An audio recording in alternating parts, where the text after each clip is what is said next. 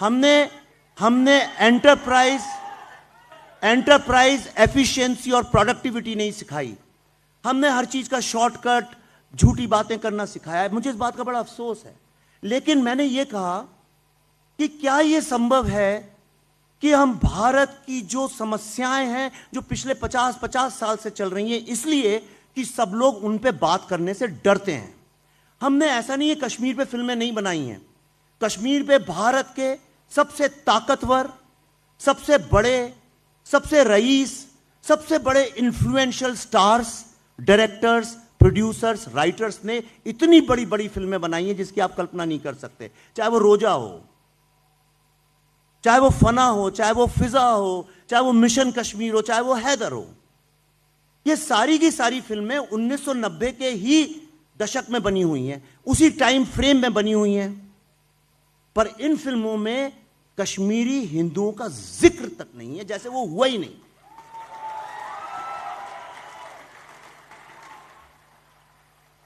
दूसरी विडंबना देखिए, ये सारी फिल्में टेररिस्ट लोगों को जस्टिफाई करती हैं कि उस बेचारे पे ये जुल्म हुआ।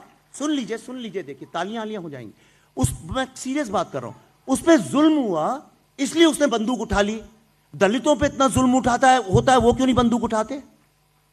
गरीब व्यक्ति पे इतना जुल्म होता है, वो क्यों नहीं बंदूक उठाता? लेकिन किसी ने इस सवाल को एड्रेस नहीं किया। भारत का हर व्यक्ति यह सवाल पूछना चाहता था। और ये फिल्में ऐसा भी नहीं है कोई प्रमाणित फिल्में थी।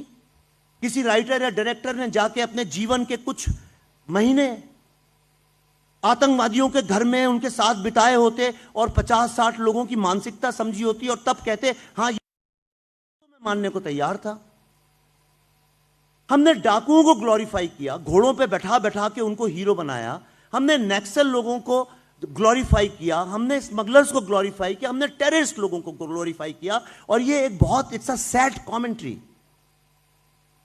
हमने अपने युवाओं को शॉर्टकट फिल्मों के जरिए भी सिखाया और हमने उनको झूठ बोला। ये गलत है। टेररिस्ट कोई भी सताने से नहीं बनता है। जितने टेररिस्ट मारे गए हैं उनमें से कोई भी सताया नहीं गया था।